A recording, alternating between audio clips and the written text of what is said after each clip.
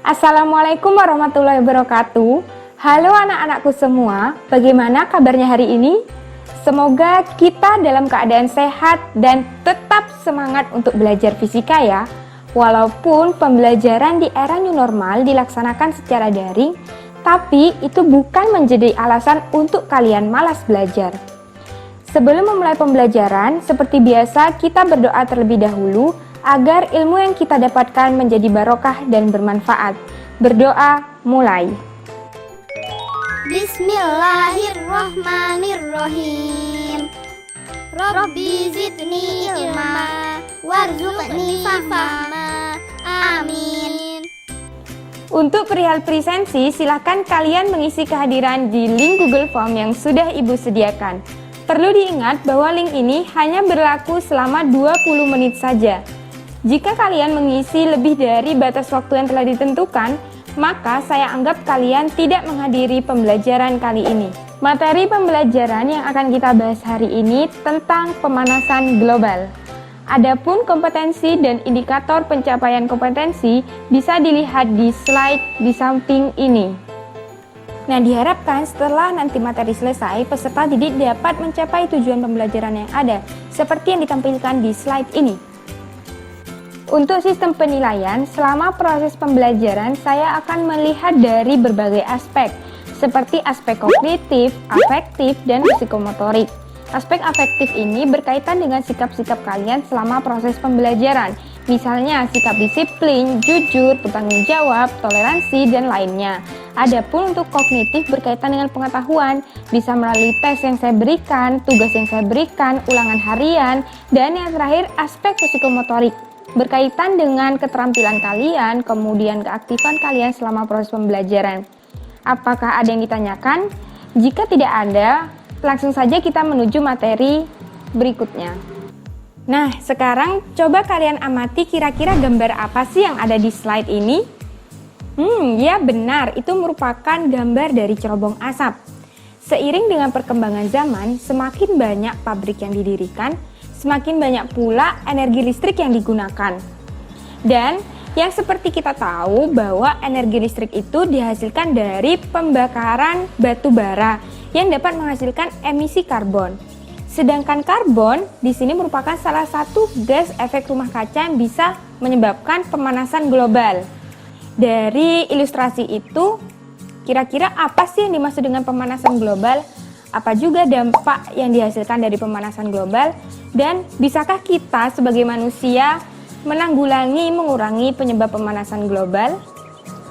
Untuk lebih jelasnya, ayo kita bersama-sama simak video berikut ini ya.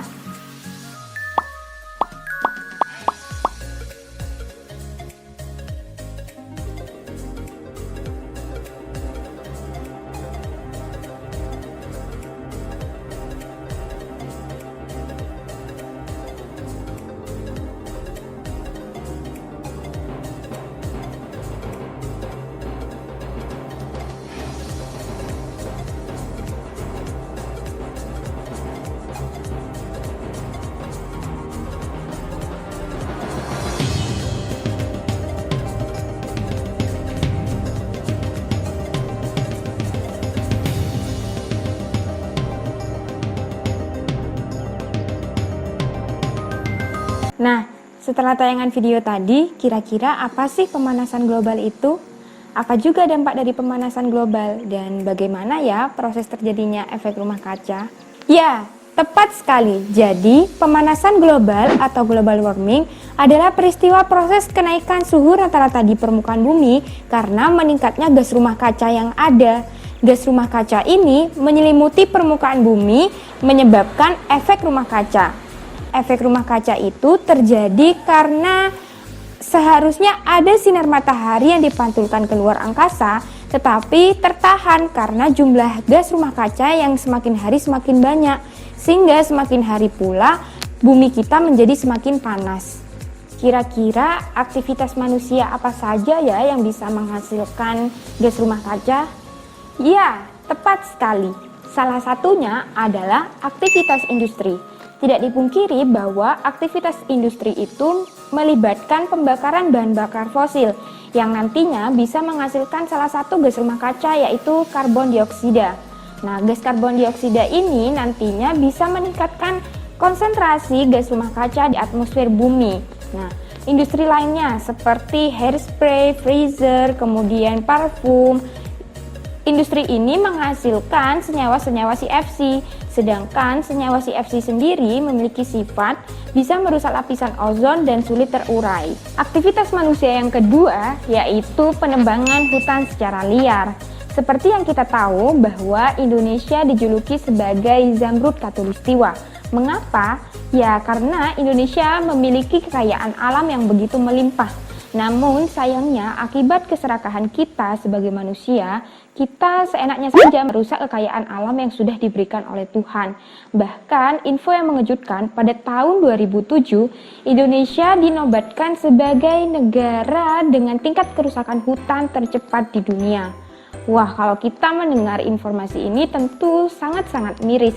Seharusnya Indonesia dengan kekayaan alam begitu melimpah bisa menjadi negara yang maju asal dengan sikap manusia kita sendiri yang peduli lingkungan, kemudian dengan pengelolaan yang tepat. Aktivitas yang ketiga yaitu penggunaan alat transportasi. Seperti yang kita lihat di kota-kota besar seperti di Jakarta, di Surabaya, dan kota besar lainnya, bahwa kemacetan ini merupakan hal yang biasa terjadi dalam kehidupan sehari-hari. Dan penggunaan alat transportasi ini memiliki andil yang besar loh dalam menghasilkan gas rumah kaca. Karena dengan menggunakan alat transportasi bisa saja menghasilkan gas karbon monoksida, menghasilkan belerang oksida, dan kemudian menghasilkan gas nitrogen oksida. Ternyata meningkatnya gas-gas rumah kaca di atmosfer bumi menimbulkan dampak yang begitu serius dan mulai dirasakan di seluruh dunia. Nah, kira-kira apa saja ya dampak dari pemanasan global? Ya, yang pertama, berkurangnya volume es. Pemanasan global mengakibatkan es-es yang ada di Antartika mencair dan menyebabkan meningkatnya permukaan air laut. Sehingga pada daerah pantai, pulau-pulau kecil akan tenggelam dan mengalami banjir. Seperti slide yang ada di sini ditunjukkan bahwa dampak yang kedua yaitu perubahan iklim. Nah, jadi kenaikan suhu pada permukaan bumi ini mengakibatkan menipisnya lapisan ozon, sehingga sinar UV dari matahari dapat menembus secara langsung ke permukaan bumi. Nah, hal ini mengakibatkan terjadinya pergeseran angin yang harusnya musim kemarau tetapi malah terjadi hujan lebat. Dampak yang ketiga yaitu berkurangnya spesies flora dan fauna. Mengapa pemanasan global bisa mengakibatkan berkurangnya spesies flora dan fauna? Ya, karena pemanasan global itu mengakibatkan meningkatnya suhu pada permukaan bumi dan perubahan cuaca yang ekstrim. Nah, seperti kasus pada beruang kutub. Nah, ketika es itu mencair, maka habitat dari beruang kutub sendiri akan terganggu, dan ketika tumbuhan yang tidak bisa hidup pada cuaca yang ekstrim, maka tumbuhan tersebut akan mati dan mengalami kepunahan. Baik anak-anak, sampai di sini apakah ada yang ingin ditanyakan? Jika ada, silakan ketik pertanyaan kalian di kolom komentar ya. Sekarang coba perhatikan percobaan sederhana tentang greenhouse effect melalui pet simulation. Bisa dilihat dalam pet simulation ini terdapat 3 menu, yaitu greenhouse effect, glass layer, dan photon absorption. Nah, di sini ada kata sunlight photon ditunjukkan dengan warna kuning merupakan sinar yang dipancarkan menuju permukaan bumi, dan infrared photon ditunjukkan dengan warna merah merupakan sinar yang diserap oleh permukaan bumi. Nah, di sini ada greenhouse gas concentration, atmosphere during, dan termometer yang menunjukkan suhu pada permukaan bumi. Sekarang ayo kita amati bersama-sama fenomena apa yang terjadi dalam pet simulation ini. Langkah pertama yaitu dengan mengubah satuan dari termometer menjadi Celsius. Kemudian, ketika greenhouse gas concentration-nya berada dalam keadaan non, maka suhu yang ditunjukkan oleh termometer sebesar minus 18 derajat Celcius. Nah, di sini dilihat bahwa sunlight photon yang dipancarkan ke permukaan bumi, sebagian besar ada yang diserap dan sebagian besar lagi ada yang dipantulkan kembali menuju luar angkasa. Nah, sekarang kita ubah ketika greenhouse gas concentration-nya dalam keadaan lots atau konsentrasi gas rumah kacanya tinggi. Nah, di sini terlihat bahwa sunlight photon dipancarkan ke permukaan bumi, seharusnya ada sebagian yang diserap dan ada sebagian pula yang dipancarkan ke luar angkasa. Tetapi karena konsentrasi gas rumah kaca yang tinggi, maka infrared photon di sini terperangkap dan tidak bisa dipancarkan ke permukaan bumi, sehingga mengakibatkan suhu permukaan bumi meningkat menjadi 18 derajat. Baik anak-anak, di sini saya sudah menyediakan lembar diskusi siswa. Silakan nanti kalian melakukan pengamatan sesuai dengan langkah-langkah yang ada dan catat hasil data yang diperoleh sesuai pengamatan pet simulation. Untuk hasil presentasinya, silakan kalian membuat video tentang pengamatan apa saja yang kalian peroleh dan diunggah melalui media sosial Instagram. Jangan lupa tag IG saya di setiap unggahan video kalian ya. Nah, upaya-upaya untuk mengurangi pemanasan global ini dapat dilakukan dengan berbagai cara. Nah, seperti di slide ini ditujukan dengan konferensi-konferensi untuk menghasilkan kesepakatan internasional. Nah, di slide sudah ada 5 perjanjian kesepakatan internasional seperti KTT Bumi, kemudian ada protokol Rio de Janeiro, kemudian yang ketiga ada protokol Kyoto, yang keempat ada IPCC, dan yang kelima ada APPCDC.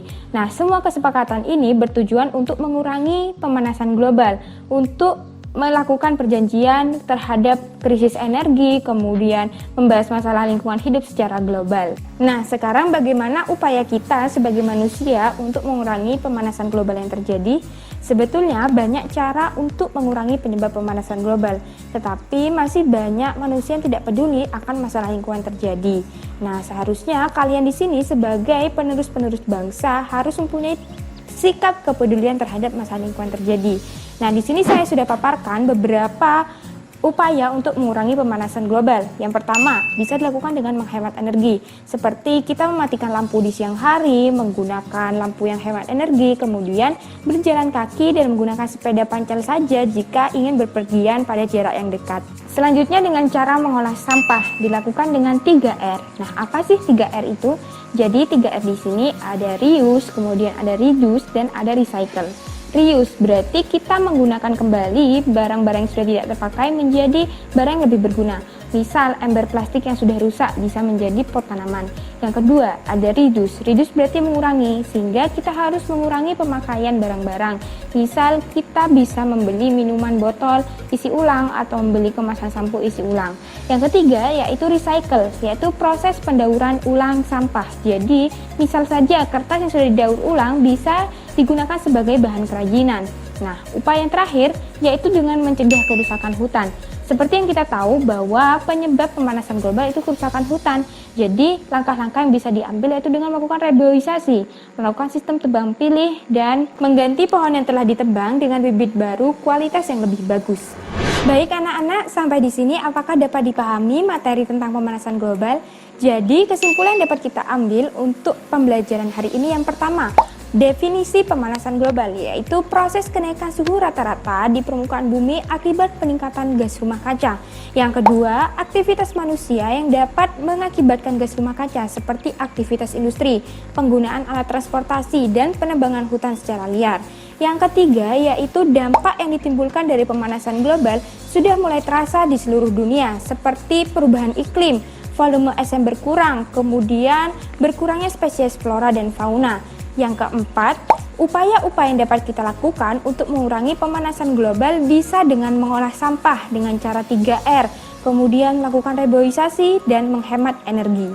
Ya anak-anak, mungkin itu saja yang dapat saya sampaikan terkait pemanasan global. Pembelajaran kali ini sudah cukup baik dan cukup maksimal.